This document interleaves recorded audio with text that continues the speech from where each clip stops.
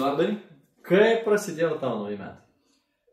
Gana įdomiai, nes daugybė planų, daugybė sumanimų, daugybė įdomių dalykų darbe, daugybė įdomių minčių savivaldybės tarybos gyvenimui. Apie tai šiandieną net ir dalį prabilsim, pasikalbėsim. O kaip tu? Aš irgi nusprendžiau, kad pradėsiu darbingai, sugalvojau mokintis pradėti lenkų kalbą, nes atsirado klientai ir galvojau, kad vis tiek mes bendradarbiavom kaip savivaldybėje dažnai su lenkų miestais, tai manau, gal visai praverstų bent jau kelias frazes mokėti šią kalbą. Tačiau man žinai metiniai pažadai, kuriuos arba ištisi, arba ne. Kurios sausio gale būna jau ir pamiršti. Tai va, bet aš pradėjau, jį pasižadėjau savo kaip tik vidury. Žinai, Facebookas būna atspėja, ko tau reikia. Kartais išmeta ir kaip tik išmetė kursų, žinai, ir tenai buvo parašyta, kad gali rinktis kalbą. O galbūt tau, kad būtų, kaip sakyti, motyvacija stipresnė, galime sutarti, kad nesekančiam, o dar sekančiam epizode tu prabilsi ir įžangą. Tu padarysi lenkiškai. O aš patitruosiu lietuviškai. Nu, gal būtų visai įdomu. Gal čia idėja.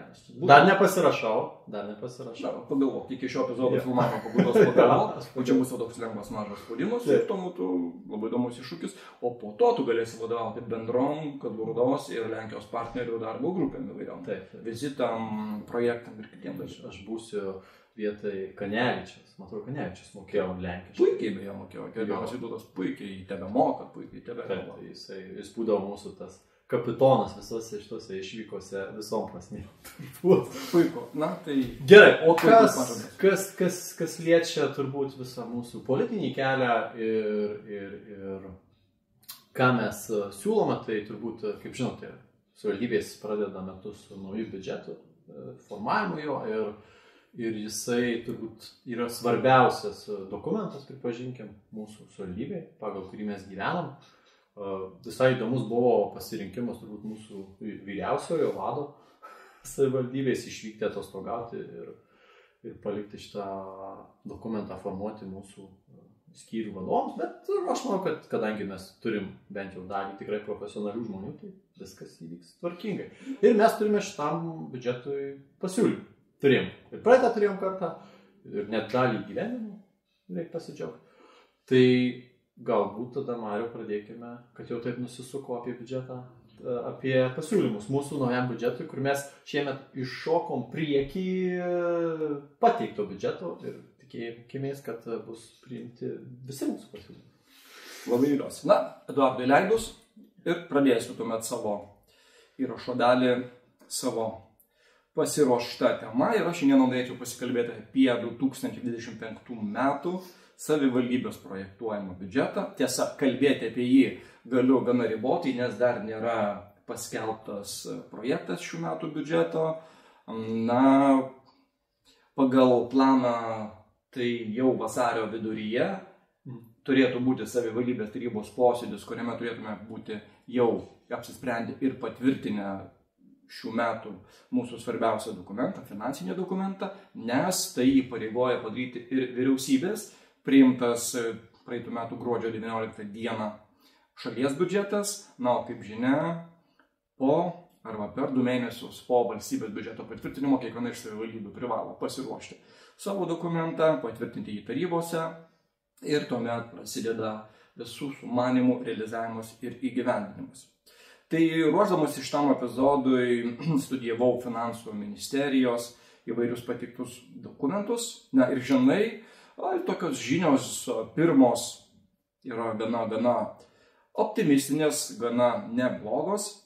Savivaldybė šiais metais turėtų savarankiškom reikmėm gauti net 17,1% daugiau lėšų surinkamo iš gyventojų pajamų mokesčio negu 2024.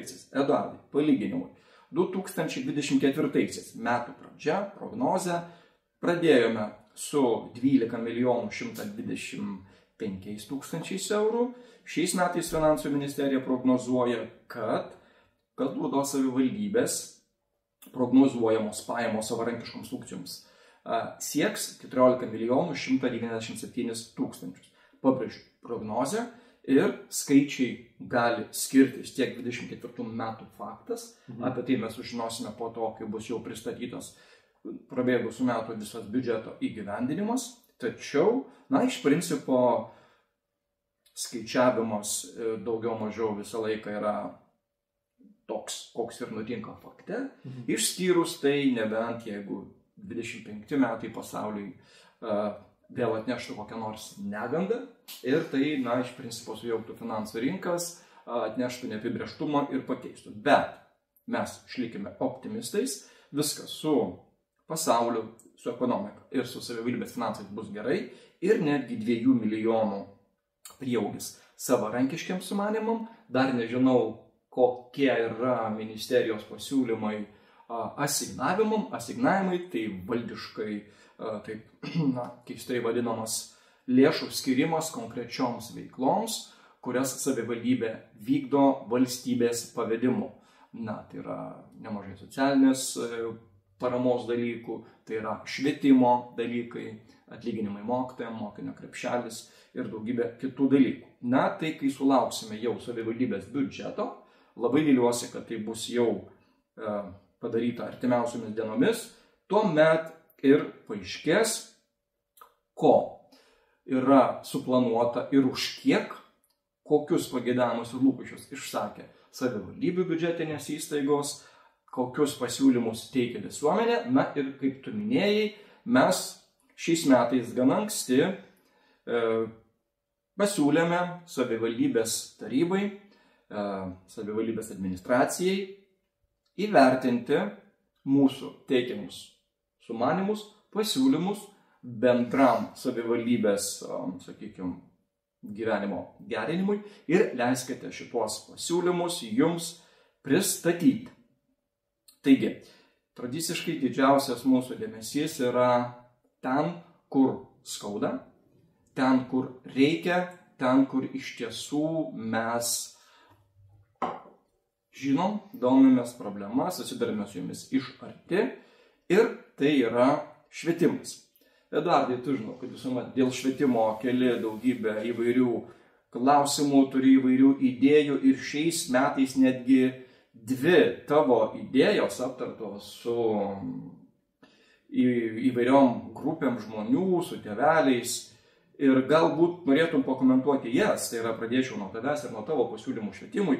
Taip. Vienas buvo, aš dar galbūt tavai vesdamas ritmą, vienas buvo puikus tavo sumanymas, pasiūlymas pagalvoti apie kineziterapeuto pradinėje mokykloje atsiradimą. Taip. Motyvai, kokie galbūt galėsi išdėlioti. Ir kita aktuali ir svarbi problema, tai yra žmonės su negale ir įtraukusis ugdymas. Tai Eduardai. Tai pradėkime nuo kineziterapeuto. Tai vėl interesų konfliktas čia bus, bet aš pats baigęs kineziterapiją esu. Bet seniai ir jo kvalifikacijos kaip ir neturiu, tai gal nebūsim paduoti į etikos komisiją dėl šito dalyko šaržuojant. O iš tiesų, pirmas turbūt labai paprastas dalykas, tai savanaudiškas galbūt, netgi pasakyčiau, tai yra tas, kad aš pats turiu mažų vaikų, kadangi turiu tą įsilavinimą, aš galiu atkreipti dėmesį, kas yra negerai fiziologiškai, galimai galėtų būti su mano vaiku. Ir tada imtis prevencinių veiksmų, nes kuo jie mažesni, tuo yra didesnė tikimybė pagydyti, užkardyti progresą tam tikrų funkcinių sutrikimų. Tai todėl manau, kad kineziterapeutas, ypač paimkim galbūt jaunuosius kineziterapeutus, kurie dar linkę užsiimti su vaikais per įvairiausius žaidimus, lavinimo programas, galėtų tuo pačiu ir vykdyti profesionalią kūno mankštą, kūno stiprinimo programą ir tuo pačiu atkreipti dėmesį į galimus besiformuojančius sutrikimus funkcinius vaikų. Tai aš manau, tai čia vienas toks dalykas, kas turbūt laikas mūsų visuomenėje apie tai susimastyti jau seniai, nes pripažinkime, mes vis daugiau laiko praleidžiam sėdėdami. Tiesiog. Važiuojam į darbus, tiek patys, tiek vaikus vežam, jau nebeina, kaip anksčiau mūsų seneliai tėvai pasakodavo, pusnys iki kelių, 10 km einam, basi ir panašiai. Aišku, dalis istorijų tiesa, dalis galbūt hiperbolizuota, bet tikrai tapom daug sėslesni.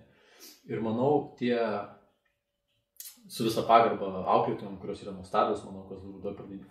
Bet specialistas yra specialistas, pripažinkim. Ir jo požiūrios ir jo teikiamos paslaugos būtų kur kas efektyvesnės vaikų lavinime.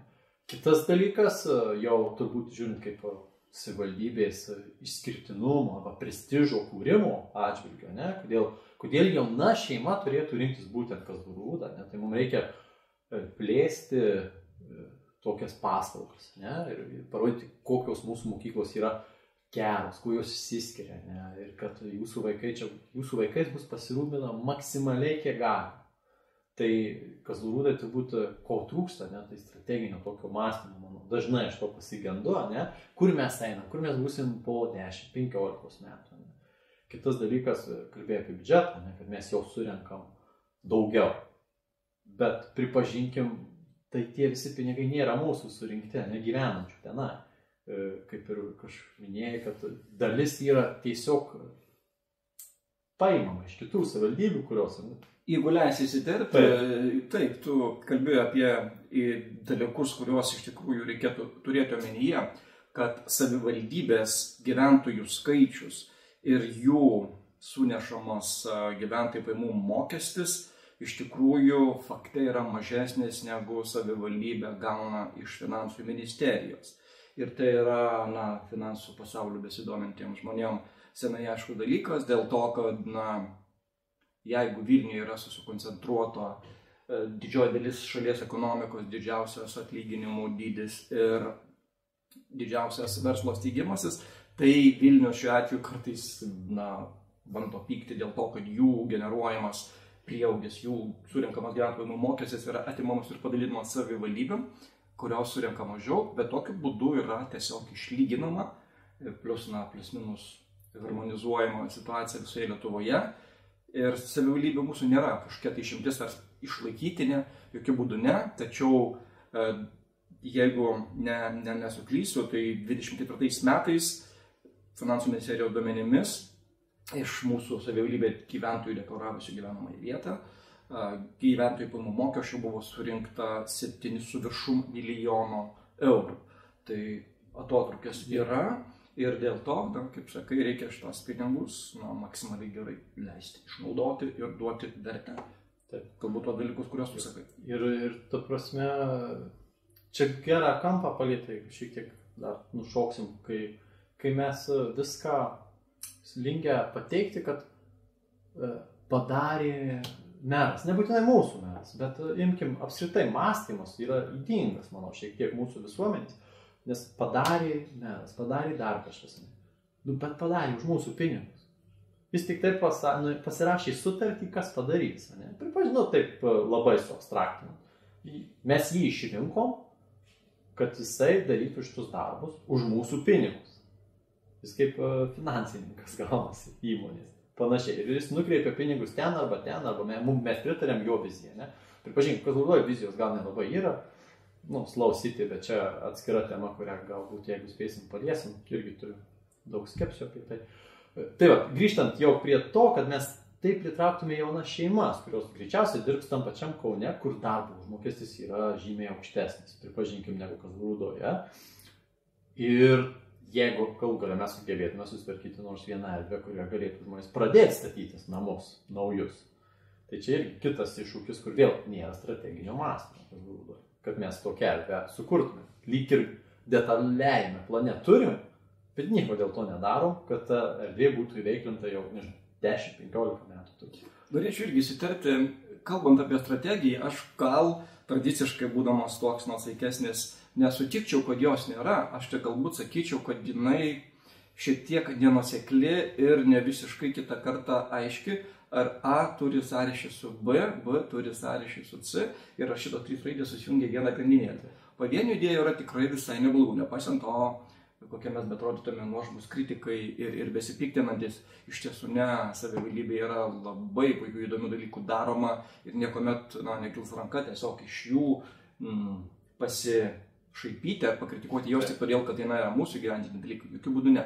Tačiau mūsų matyme, savivaldybės strateginis planas kaip dokumentas neturėtų būti tiesiog dokumentas savo, kurio reikalauja teisės aktai. Norėtųsi iš tiesų stiprios, aiškios, labai puikiai išdėliotos ir sutartos tarp visų visuomenės narių strategijos. Ir jie galbūt atsidurtų dalykai, apie kurios tu kalbi, apie kurios kalba kiti politikai.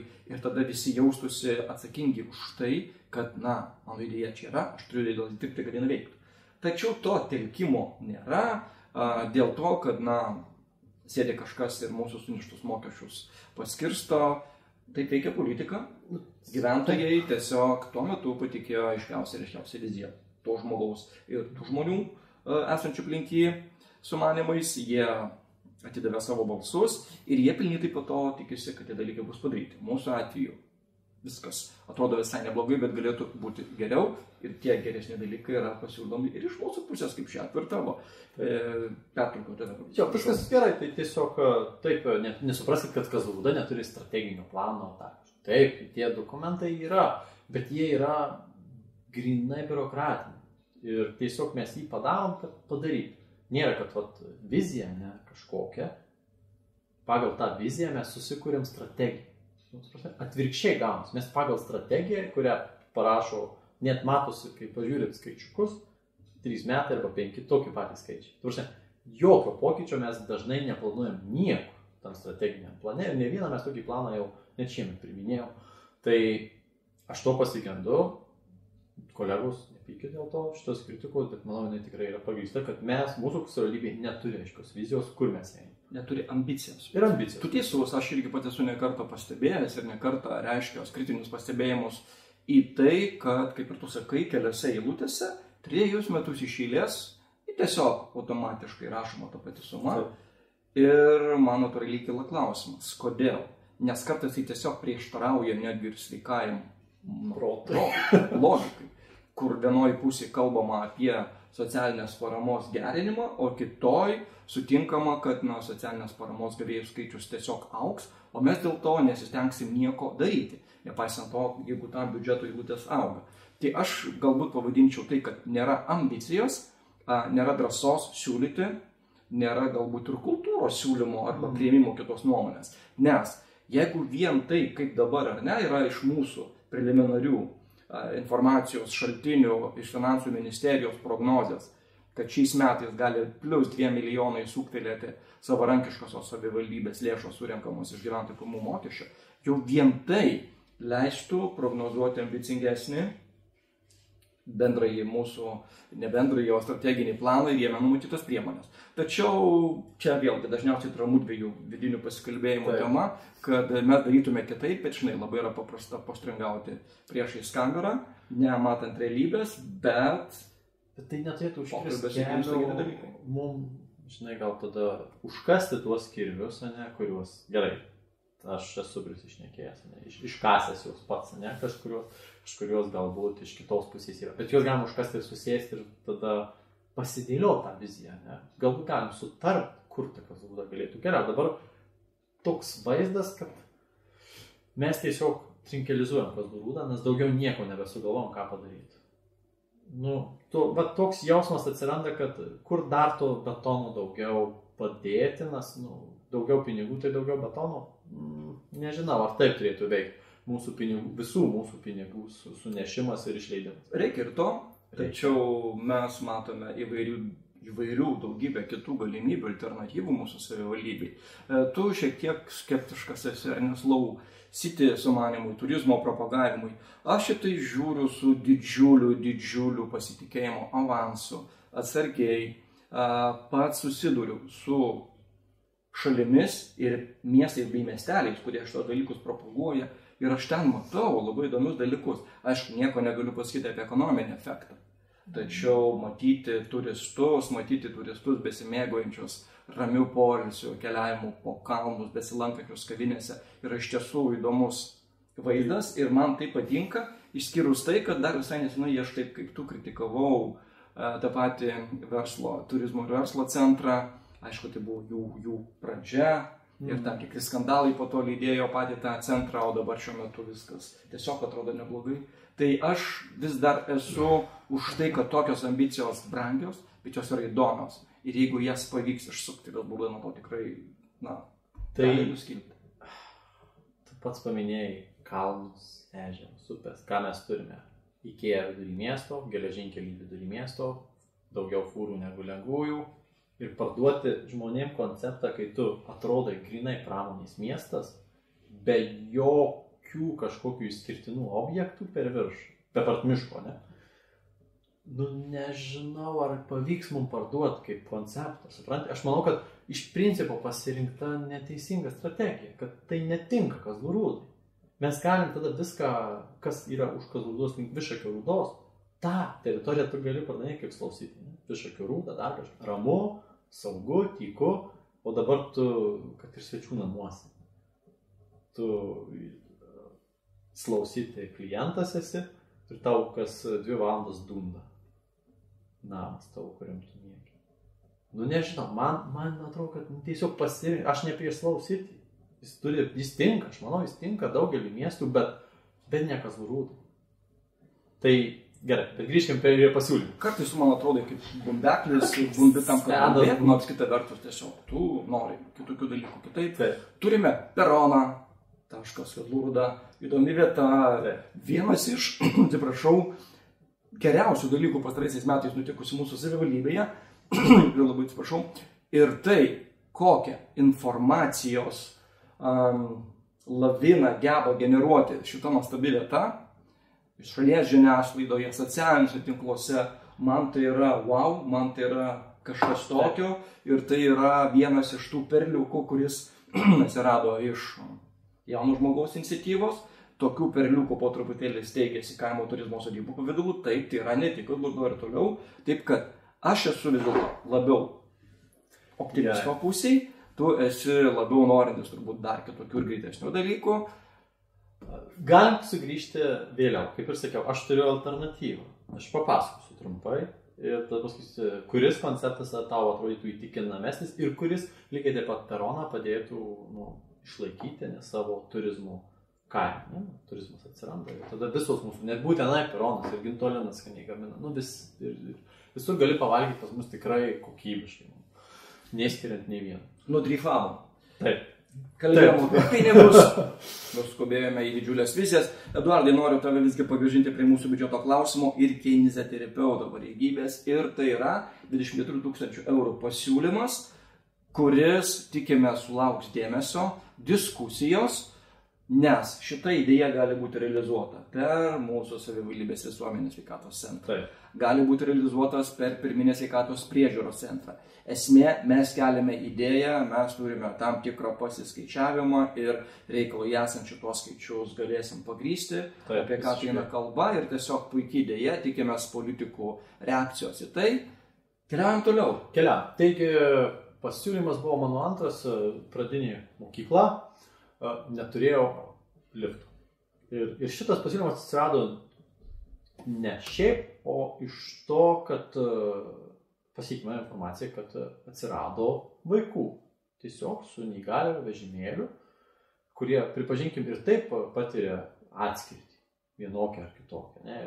Ir gyvenime jie turi iššūkių tikrai daugiau negu mes visi. Ir čia mes irgi turėjom tą vidinę diskusiją, ne? Kas kaltas mokykla, ar kas, ne, kad tie sprendimai nebuvo laiku priimti, ne? Aš manau, kad jau seniausiai turėjo atsirasti liftas arba keltuvas į antrą aukštą, nes pastatas 2 aukštų, žmogui, kuris turi neįgalumą, neįgaliojo funkcijų sutrikimą. Tai čia buvo mano klaida ir aš nepasižiūrėjau, kad buvo įtrauktas vidury metų pirkimas. Labiau metų pabaigoje. Metų pabaigoje, taip. Kadangi nieks, turbūt aš pats kaltas nepasidomėjau ir džiugu, kad šita problema yra sprendžiama. Bet gaila, kad taip vėlai sprendžiama, kai pusę metų mažiausiai, aš nežinau, kiek laiko tas vaikas lanko vaikai, bet visada tokių vaikų gali žiūrėti, ypač kai tu pats turi vaikų, tai tu gali įsivaizduoti save toje vietoje, ir kokį tu keli, pavyzdžiui, papildomų nedar problemų, kai personalas turi tavo vaiką užnešti į antrą aukštą. Nešte užnešti tą vežimėlį. Atrodo labai jau sovietinis toksai dalykas, kur jau turbūt mes esam jau tikrai pakankamai turtingi iš tų bendro biudžeto 22 milijonų, ne arba 12, kaip pernai turėjom, tikrai seniausiai galėjom rasti pinigų keltuvo neįgaliųjų. Eduardai, niekada nėra apie tai kalbėti vėlai, geriau vėliau negu kad ne, kad tai yra lietuviška gera sena patarlė ir aš labai džiaugiuosi, kad tam dėmesys jau skiriamas. Liftas, apie kurį jau fakto ar ne prasme vyksta pirkimas ir kiti dalykai, pirkimas bei jau vykęs, tai greičiausiai kalba apie pirmojo aukšto pasiekimą, galbūt rampos įradimas, galbūt kiti dalykai, techninių sprendimų mes nematėm, tačiau tavo sumanimas ir tavo idėja, tavo diskusija su tėveliais, tu esi tėvelio atstovas, esi savivaldybės tarybos narys, girdi tuos dalykus, kaip idėja, kaip sumanimas vis dėlto nesustoti ties šituo etapu, puiku, džiugu, išgirsta padaryta, suma virš 40 000 eurų jau skirta, tačiau vis dėlto reikėtų pagalvoti ir apie tai, kaip pačiam jau pastato viduje bus pasiekiamas klasės, antras aukštas, kaip mini. Na, žodžiu, kita vertus, lūptelėti reikės ir pačio techninio sprendimo dėl dabartinio lifto, galbūt tai bus tai, ko ir tu tikėjaisi, gal yra tai, ko ir tėveliai laukia ir viskas bus tik tai gerai, bet svarbiausia, mes keliam idėjas. Ir net jeigu kitą kartą mes suklystam iššokdami į eterį su dalyku, kuris pasirodo jau yra, tai nebūtinai todėl, kad mes taip vabank sugalvojom. Iš tiesų, informacijos savivaldybės svetainėje yra, tačiau nėra diskusijos. Ir tarybos nariai yra iš principo priversti tą informaciją rankiotis. Ne kartą yra gana griežtai ir savotiškai aroganiškai pasakoma, susirasit, pasimsit, jūsų toks darbas, jūs gaunat atlyginimą. Žinoma, mes tai ir darom, tai ir darysim, tačiau vis dėlto aktyvesnis ir geresnis komunikavimas uždarytų kelią spekulacijom ir įvairiom interpretacijom, kas ir nutinka mūsų komiteto sėdbių posėdžiuose. Kuomet pateikė klausimą, gauni atsakymą, tau nebelieka jokių kitų klausimų. Ta liūdniausia, kai tu gauni atsakymą, kuris netitinka teisės reglamentų ir tu jau ateini žinodamas, pasiskaitęs, pasiruošęs ir tau specialistai tiesiog nebus taip, kad meluoja, bet jeigu iš nežinojimo sako praeities dalykus, kurie jau nebegalioja, tai atrodo labai blogai. Tai kas savivaldybė atsakingas, kad specialistai gautų naujausią teisinę informaciją, ne? Aš nesakau, kad specialistai viską irgi turi susirankioti patys kaip mes, ne? Bet tai yra teisės skyrius, kuris tada turi ruošti savo specialistus, visus naujus aktus, supažindinti, žiūrėkit, mėlyje pasikeitė kažkas. Mes dabar gyvensim kitaip, bet kartais paklausi ir gauni tą atsakymą ir galvoji, ką dabar man daryti. Ar pasibūti tuo, tikrų arogantiškų šiknium ir sudirbti tą specialistą, ar pasilikti savo ir tiesiog nuolankiai pasakyti, gerai, ačiū už atsakymą. Kol kas renkuosi aš tokį kelią, gerai už atsakymą, bet tai atrodo labai blogai. Nes tada jie dirba su vadovais, tada vadovus klaidingai informuoja. Ir visa sistema lyg ir teisiškai bandoma keisti į gerą pusę, ne, vyriausybės mastu. Bet šitoje apatinėje grandy matai, kad žmonės net neskaito to pokyčio, tų įstatymo projektų neskaito. Bet čia yra liūdna. Palietei labai opų, labai aktualų klausimą ir tų klausimų besikaupiančių, kuriuos mes norėtume aptarti, yra tiek, kad net jau yra sunku patiems laikė susiplanuoti ir kalbėti, tačiau viena yra aišku, šitie dalykai tiesiog neturi senaties termino. Ir tai, kad apie juos mes neprabylome dabar, nereiškia, kad jie tiesiog išnyks. Neišnyks nei praėjusių metų etikos komisijos įdomybės, neišnyks nei opozicijos valandos ir įdomus dalykai aplink jas.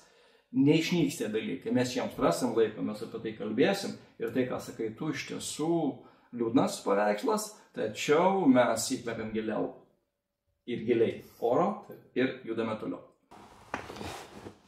Eduardai, ar tu pastebėjai, mes šiandieną tokie išsilgę pokalbių, diskusijų, kad net nesugebėjome įjungti mikrofonų, Ir jeigu pirmoji daly truputėlį garsas bus netoks, koks yra, štai šito momento, atsiprašome, tai yra mūsų tas noras išsakyti tai, kas krūtinėje, tai, kas yra susikaupę, tai žodžiu, Dega lemputės, viskas gerai. Tai grįžtam prie pasiūlymų. Tai ko aš nepasiūliau, tai tiesą sakant, tas man išėjo iš galvos visiškai. Tai neformaliojo ugdymo krepšelis. Ir čia yra tokia problema, manau, ir užprogramuotas mini konfliktas. Kadangi aš dabar pats susiduriu, tai jau kadas ir interesų gaunasi konfliktas, bet mes dabar nebalsavime, tai kaip ir galima apie tai kalbėti. Tai čia yra daugiau būreliams skirti pinigai. Dengia valstybė, ministerija, švietimo dalį būrelių kainos. Tik yra problema, kad tai daro ne visus mokslo metus. Nedaro rugsėjį, tai negalioja. Ir pasirodo sausį. Negauna finansavimą. Nieko stebėtino, Eduardai, taip yra ne tik mūsų savivaldybei. Kaip dirbantis truputį NBŠ veikloje, šituos dalykus žinau, tik mane kur kas labiau gąsdina signalai iš mūsų savivaldybės apie trūkumą lėšų, galbūt apie kai kada per didelį lėšų skirimą tam tikriem dalykam, kurie yra įdomus, tačiau jų pradeda trūkti tuomet dar kitiem dalykam. Miestai, kuriuose veikiu aš, kuriuose esu įvairių mokytojų kolega ir partneris, neturime šitos problemos ir matydamas tos pavyzdžius su laiką natūraliai tikiuosi ir viliuosi, kad lygiai taip pat bus savivaldybei. Tačiau dėja, signalai ir mane pasiekintis, ir tavo nuolatinis toks požiūris į tai sako, kad tai nėra tai, kaip turėtų būti. Valstybė tikrai kasmet vis daugiau ir daugiau lėšų skiria NBŠ-ui, NVŠ, tai neformalusis vaikų švietimas. Ir šie metai yra likti numanimas arba bent jau diskusija padidinti. Taip pat žinau, kad dalykam, kuriuose dirbo aš, tai yra STEAM dalykai, jiems yra didesnis finansavimas, tai kodėl savivaldybėje turime tam tikrų problemų, reikia net gilinį ir aiškintis. Bet čia matai, aš bent kaip pasidomėjau, šitos lėšos atsirado kaip paskata savivaldybėm pačiom prisidėti bent jau tiek pat. O pas mus gaunasi, aišku, čia yra turbūt ubagų mentalitetas, kad mes kiek davė, daugiau nei centų. Tai ištraukia pinigus iš tų pačių savarankiškų lėšų, kurias tu gali numatyti tavo tam vis linksniuojamam trinkelizavimui. Tai va, bet aš turiu omeny, kad gaunasi konfliktą, mes užprogramuojam šitaip tėvų ir tų, kurie teikia paslaugą, tų būrelių. Tu įsivaizduok, tu eini, gerai, rugsėjai susitaikai, nuryši tą piliulę ir tau mokytoja sausio mėnesį parašo, kur sausis būna trumpesnis, atostogų, dar kažką. Jūs, atsiprašau, mėly tėveliai, už būrelį mokėsite pilną kainą, nes nebėra finansavimo. Ir tada tėvai, pala, aš mokėjau 20 eurų, dabar mokėsiu 50 eurų. Kodėl? Ir dar būrelis, dar trumpiau, dar savaitę nejau iš viso. Aš suprantu tie, kurie gyvena iš to. Reikia ir juos suprasti, ne? Jie mėnesis yra mėnesis. Ar ten jie nekalti, kad vaikai atostogavo. Čia ne jų atsakomybė. Aišku, čia yra dialogas, ne? Tarp tų paslaugos teikėjų ir gavėjų. Bet mano nuomonė, kad čia yra programuojamas tam tikras konfliktas tarp paslaugos davėjo ir gavėjo, tarp būrelių auklėtojo ir tėvų, kurie bus nepatenkinti tuo, kad įvyko pokytis, kaip ir mes dažnai visi pokyčiais esame ne visada patenkinti. Tai tikrai savivaldybė galėtų rasti tą dalį lėšų, užkardinti šitą konfliktą, ne? Ypač kai kalbam apie labai gerą dalyką, popamokinę veiklą, kur tėvai turi paskui galvoti, kodėl čia taip. Ne tik galėtų, bet ir privalėtų, ir šitą situaciją jau mano minėta, man yra pažįstama iš arti ir iš kelių pozicijų, tai aš visgi tikiu, kad sprendimas yra, jeigu bus galimybė, kada apie tai tikrai galime pasikalbėti ir platesniam formate, ir iš mano kaip NVŠ teikėjo pusės pozicijos, ir iš tėvelio pusės, kuris ar ne yra linkęs vaikui papildomas galimybės suteikti per tokius lavinimus. Ir vėlgi, lygiai taip pat tas, kuris savivaldybės pinigus nori efektyviausiai matyti leidžiamus, tada lygiai taip pat galiu turėti dar poziciją ir dėl jų davimo.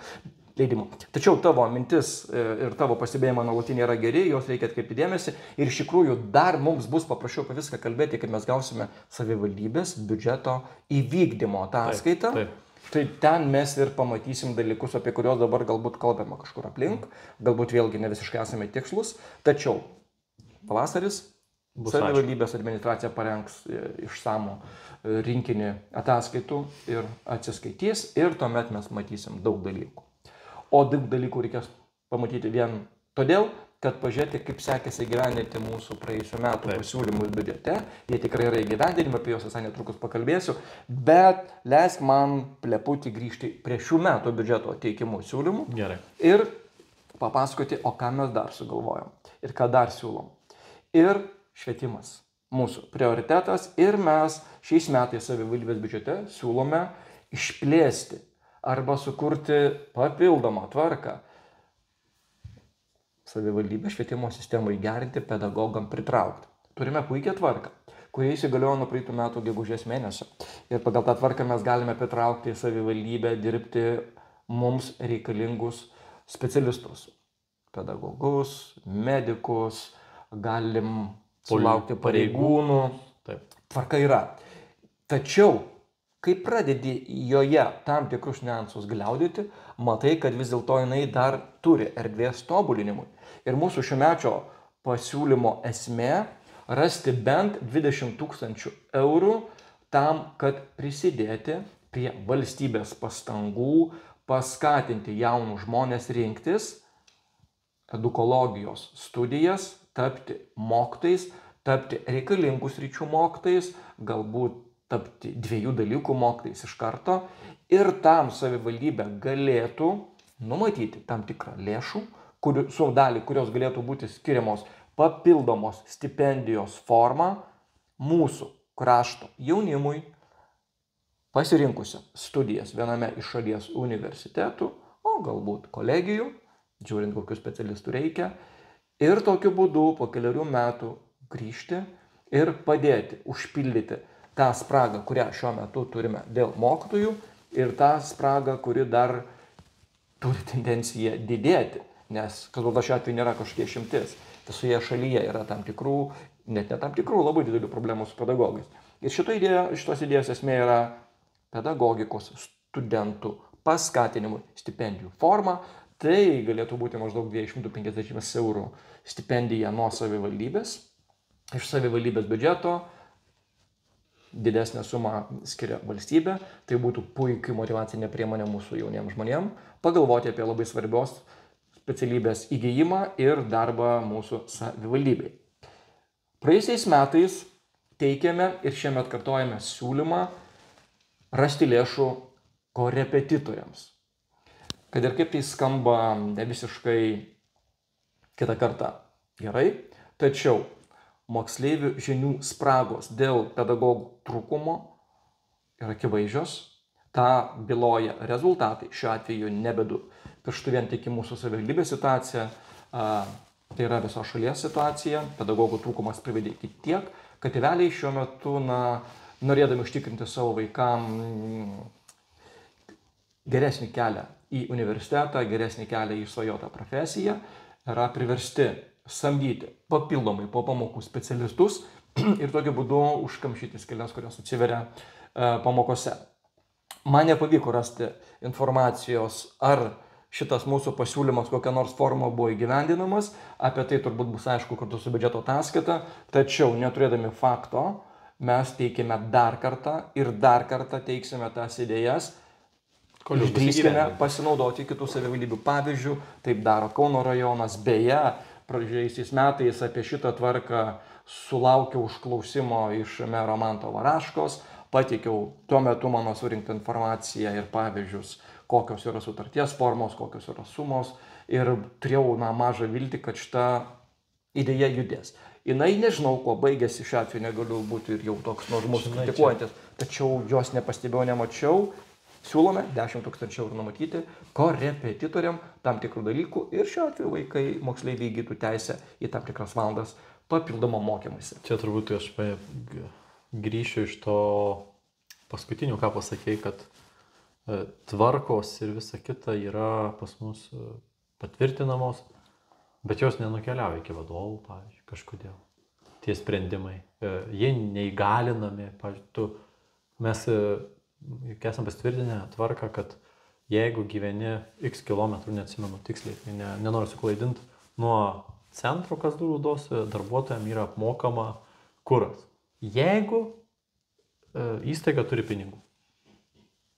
Toks, tai ką ta tvarka? Tai įstaigos niekada neturi. Mes pažiūrėkime, kokios jos rašo prašymus, pasiūlymus į biudžetą ir visą laiką trūksta. Tai mes jos niekada neturės pakankamai tokiem dalykam pinigų. Jeigu tvarkos kūriamos dėl grožio ir tam, kad gerai atrodytų viešoje erdvėje, tačiau realiai jos negyvena, tai jos iš principo yra beprasmės. Ir vėlgi, biudžeto ataskaita ir joje mes turėsim galimybę išgirsti konkrečius skaičius, kiek praėjusiais metais po savivaldybės tarybos sprendimo priimti štai tokią tvarką ir atliepti mūsų siūlymą. Viena iš mūsų siūlymų buvo realiai įvykdyta ir tokiu būdu bus aišku, kur yra tvarkos, kur yra jų realus įgyvendinimas. Kitas, dalykas, aš ir šitą pasiūlymą, mes esam situacijos įkaitai dabar. Tiesiog mes negalim nieko nedaryti, kažką turim daryti, galim pirkti, nenoriu reklamuoti. Yra portalų, kurie turi geras pamokas internete, lektorius, mokytojus, įdomiai gali pateikti informaciją. Gal, tokie dalykai tiktų pirkti visai klasiai. Pavyzdžiui, kaip situacija, čia mokykloje, norėjau sakyti X mokykloje, bet mokyklų nėra. Mokytojas yra biuletenį 3 mėnesius. Ir nėra kas jo pakeis. Gerai, ateina kažkas pabūti klasį, kad vaikai nusigalapė. Šaržu. Tai šičia irgi bus spraga. 3 mėnesiai yra daug. Ir tai dar ne pabaiga galbūt, ne? Tai čia sprendimai turi būti čia ir dabar. Čia vadovas turi iš karto. Pas mus dažniausiai yra kaip yra, mes nieko dėl to nedarysim. Bet ne tą norėjau pasakyti. Iš principo šitoj vietoje yra pažeidžiama šiaip mūsų konstitucinė teisė. Nes mes turime į lygią pradžią, ne? Švietimo visi turi gauti lygų startą. Tai ar dabar Kazlų Rūdietis gauna tokią patį startą kaip Vilnietis, kaip Kaunietis mokykloje, kaip prestižiniai Garliavos mokykloje? Anaip tol, ne. Pas mus nėra mokytojų ir nereikia. Tai čia yra pažeidžiama mūsų konstitucinė teisė ir manau, kad čia yra tik laiko klausimas, kol tėvus, tiem, kuriem rūpi, užknis ir jie paduos valstybę į teismą ir laimės ją. Vat štai pats ir pasakei žodį. Savivaldybė ir valstybė. Savivaldybė ir valstybė švietimo funkcija dalinasi per pus. Didžiąją dalimi tai yra valstybės pinigai ir valstybės atsakomybė ir pareiga, tačiau lygiai taip pat savivaldybė privalo šitame dalyke veikti labai stipriai. Ir tiesiog tai, kas yra nepatogu, labai lengva yra nurašyti ant valstybės, ant vyriausybės, ministerijos, kokia ministro. Vyriausybė bebūtų, jinai vis tiek yra bloga šitoje savivaldybėje. Tai tada tiesiog, kas blogo, tebūnė jų, kas yra gero, o ir to gero nelabai yra, ką galima užmatyti, yra mano. Tai čia tokiem žinau. Tai jo, bet dabar čia pagal dabar naujausią mūsų tą, kadangi merai gavo begalės galių, tai jeigu aš nesuklysiu, tai įprašyta, kad tiesiogiai meras atsakingas už švietimo kokybę. Tai klausimas, ar tada ministerija turi paimti tiesiog ir nebeduoti savivaldybėm koruoti šitos sistemos, nes kaip matom, mažos jos nesusitvarko visiškai. Jom yra problema. Jos nepakonkuruoja, nėra vaikų, nėra klasių, nėra etatų. Ir tada gaunasi labai bloga praktika, kad mes leidžiam provincijos vaikam neįgyti tinkamo starto į gyvenimą, į universitetą. Iš principo. Tada mes turim imtis veiksmų, korepetitoriai ir panašiai, išvežti į kitas mokyklas vaikus, nerinktis. Arba palikti čia ir sakyti, mano vaikas gabus, jisai, viskas jam gerai. Bet ką daryti tam vaikui, kuriam reikia pagalbos, ne? Gal jam reikia labai nedaug pagalbos, bet jis jos nesulauks laiku ir tada numos rankas sakys, tai aš tada nežinau, lėktuvėlius lankstysiu per pamoką arba šiaip trukdysiu kitiem mokintis. Švietimo temai turbūt galėtume skirti be galo kalbėti. Bet iš tiesų parų, maratoną, pokalbių apie tai, ką mes matom, ką mes patirim kaip tėveliai, ką aš matau jau ir iš švietimiečio pusės. galėtume kalbėti be galo be krašto. Šiandien apie tai siūlyčiau neišsiplėtoti, Gerai. tačiau tik tai pasidalinsiu vieną savo idėją, net ne mano idėja. Tai yra patirtis kitų valstybių ir dalykai, kuriuos aš matau keliaudamas po Europą. Vienas iš geriausių būdų buvo rastas išspręsti šitą problemą, kaip pavyzdys Estijoje, mokyklas padaryti pavaldžias šalies švietimo, mokslo ir sporto ministerijai ir tokiu būdu savivaldybėm, iš dalies nukrito našta ir tam tikri iššūkiai. Ir atsakomybė. Iš kitos pusės tuomet jau valstybė galėjo pelnytai pasakyti savivaldybėm, nuo šiol sprendimai mūsų, mes nustatome įvairius dalykus ir dabar turės būti taip, o ne kitaip. Ir Estijoje šitas modelis suveikia, estai mokslo pasiekimais yra žinomi. Taip kad idėja, kurią reikėtų diskutuoti, atsiprašau, ir diskutuoti aukštesniuose lygiuose, tačiau šią atveju mes šiandien sprendžiame arba diskutuojam apie tai, kas yra aktualu mums, kas yra arčiau. Ir vienas dar iš siūlomų mūsų frakcijos sprendimų savivaldybės švietimo paįvairinimui, tai yra sumanymas, kurį pats savo akim mačiau ir įsitikinau jo efektyvumu, kelionėse, tarptautinių projektų, mainų kelionėse su Erasmus Plus programa. Tai yra tarptautinių švietimo projektų koordinatorius nedidelėse teritorijose, kuris yra tarsi kompetencijų bankas ir didžiulis talkininkas savivaldybių mokyklų, apjungdamas jas į tokį dalyką.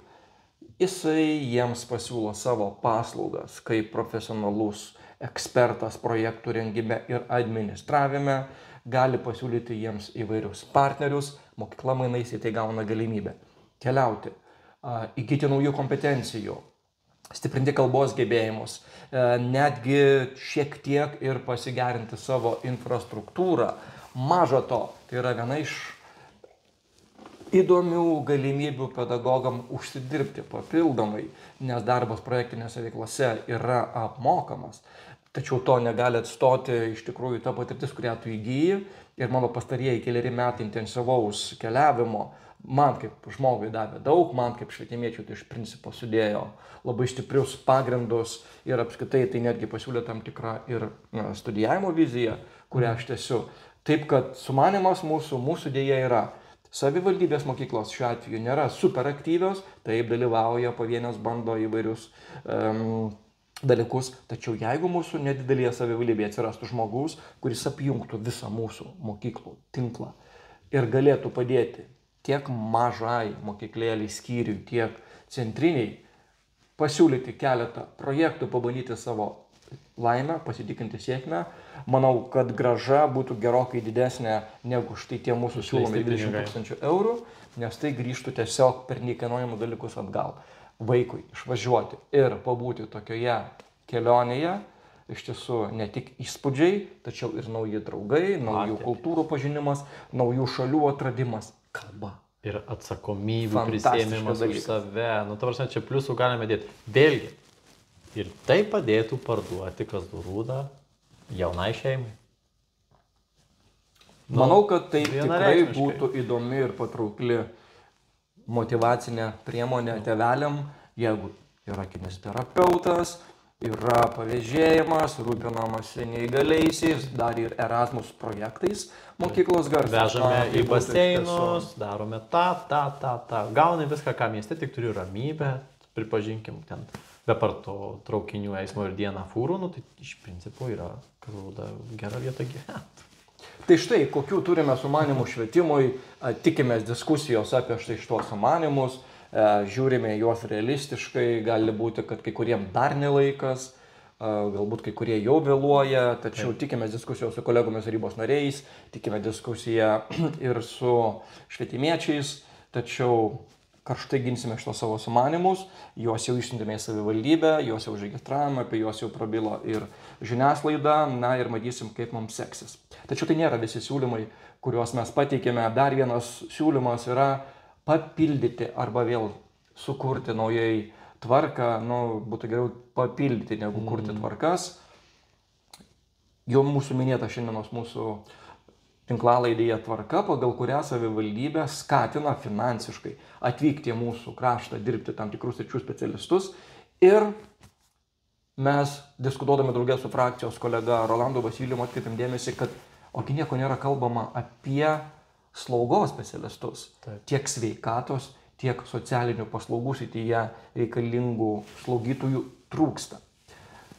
Jų trūksta, apie tai kalba gydymo, socialinių paslaugų įstaigų atstovai. Apie tai kalba valstybė. Eina didžiuliai signalai apie tai, kad geri specialistai yra kaip mat įsivežami iš Lietuvos ir jiems pasiūlomos darbo sąlygos netoliese, Skandinavų šalyse ir kur.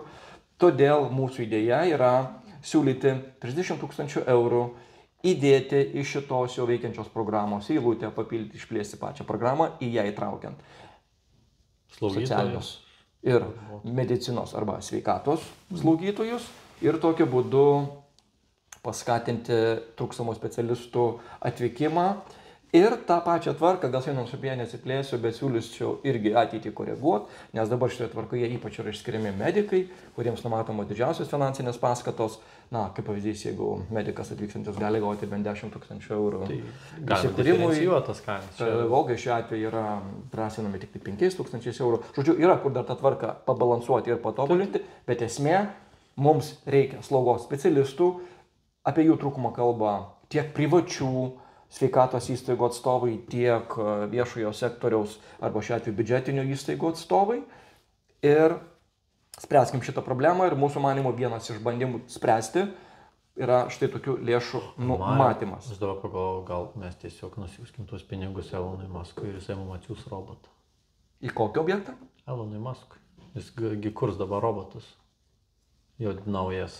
Užteks 30 000 eurų. Jo neužteks? Neužteks. Tai mes kokį mažą tada. Žinai, ten būna tie terapiniai robotukai. O tu, profesionalus buvęs kineziterapeutė, sutiktum, kad tave pamasažuotų robotas? Kažkaip tai būtų robotė.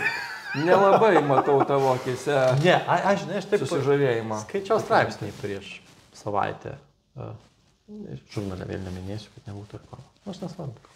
Yra globos namai, senelių namai, ir turi yra, žinai, ten terapiniai robotukai, jie privažiuoja ir jie su tais senukais kalba, žinai, dabar dirbtinis intelektas gali atliepti viską. Ir sakė, tie žmonės nebesijaučia vieniši, nebeserga depresija, su jais visą laiką kalba, atsako, nesvarbu, ką jie ten, žinai, pliurpia, žinom, ten visko būna. Ne?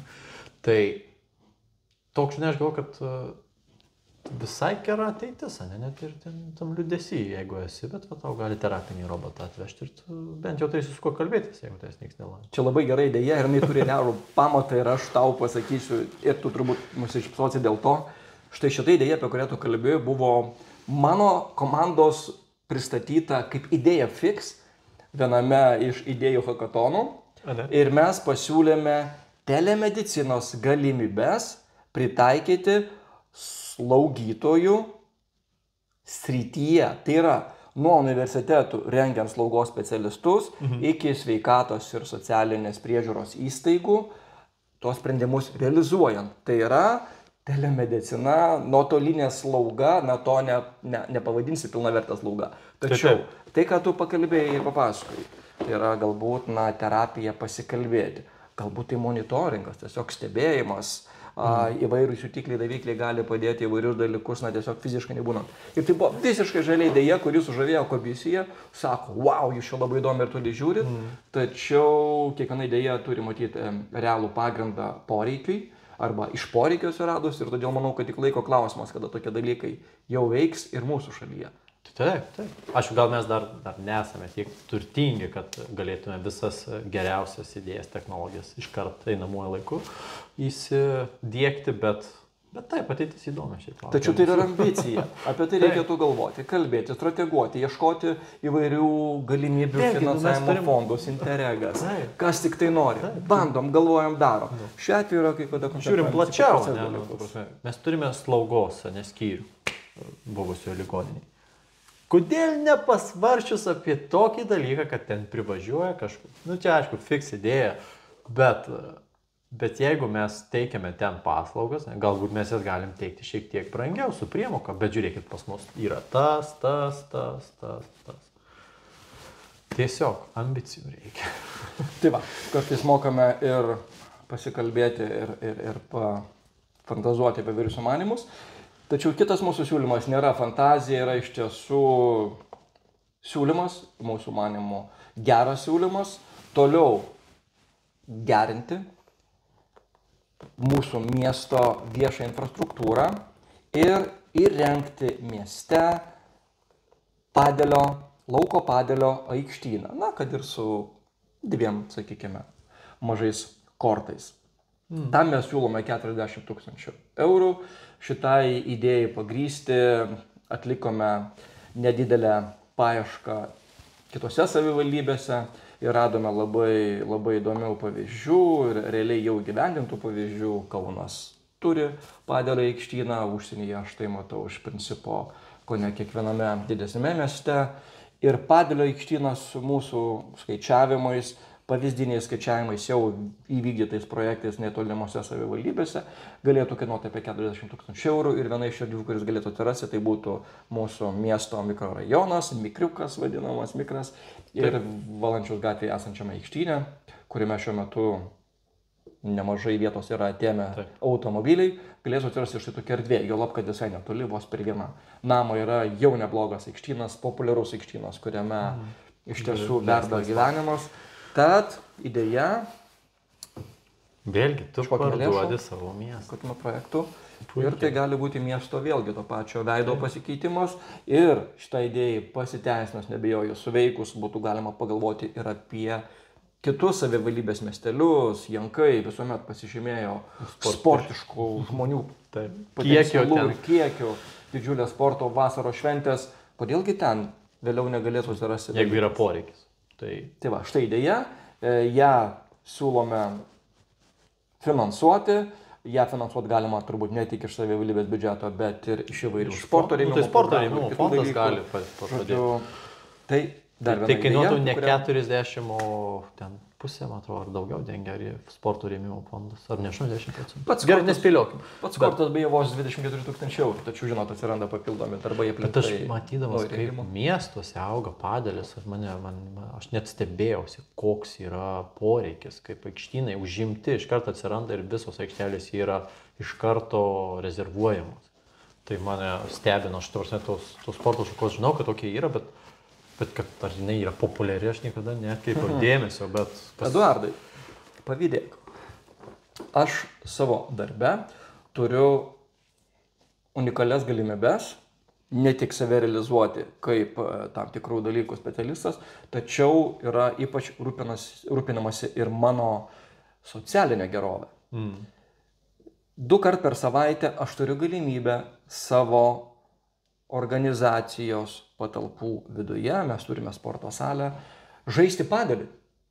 Prižiūrimas trenerio, kartu su kolegomis.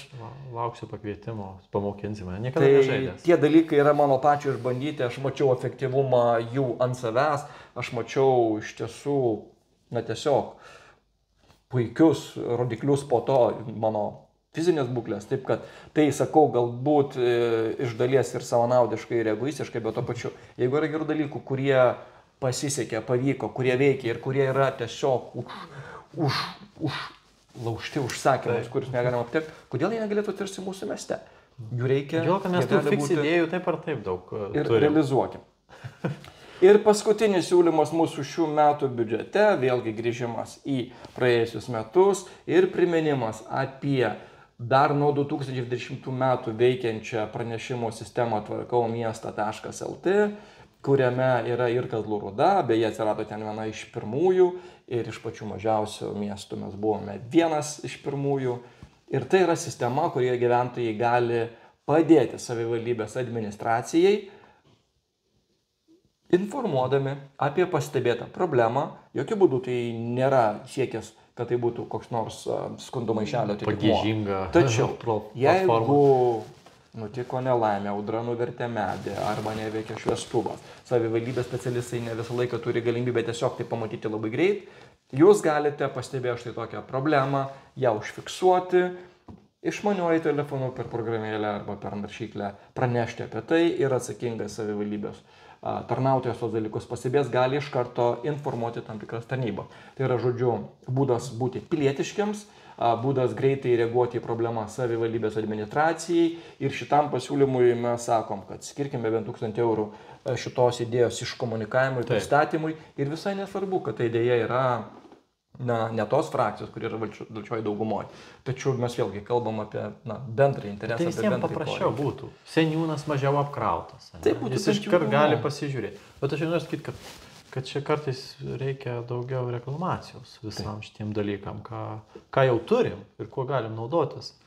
Edardai, šiandien šnekame daug ir aš turiu daug pasirašęs ir apie praėjusių metų biudžetą ir apie kitą dalyką, bet gal mes šiandieną neapkrauname savo žiūrovų, kurie tiesiog kartais mus mato, kartais mes prapuolam, kartais sakome daug, kartais sakome mažai. Gal tiesiog pasilikime ir kitus mūsų norimus dalykus sekantiem epizodam. Ir galbūt gausim informaciją, galbūt galėtų atsakymus į opozicijos klausimus. Labai viliuosi, nes jeigu jau žiūrint į visus įstatymo keliamus reikalavimus, tai mes esame tiesiog eilinį kartą ignoruojami ir negavome atsakymo po to, kai pateikėm papildomus klausimus. Po opozicijos valandos į norimus išgirsti atsakymus. Aš negaliu sakyti, aš gavau vieną atsakymą, tai apie turbūt.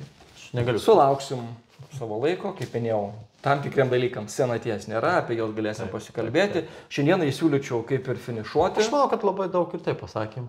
Šiandien mes buvome rimti, šiandien neturime jums pasakų, tačiau iš tiesų šiandien labiausiai norime sulaukti savivaldybės biudžeto projekto, sulaukti pačių geriausių sprendimų, tikėtis, kad busim išgirsti ne tik mes, tačiau ir pavaldžių institucijų vadovai ir savivaldybė 25 metus su tikėtina ūgtelėjusiu biudžetu įveiks ir nauja gera vizija galbūt padarys daugybę gerų dalykų. Kad tau buvo malonu, iki sekančio pasimatymo. Iki.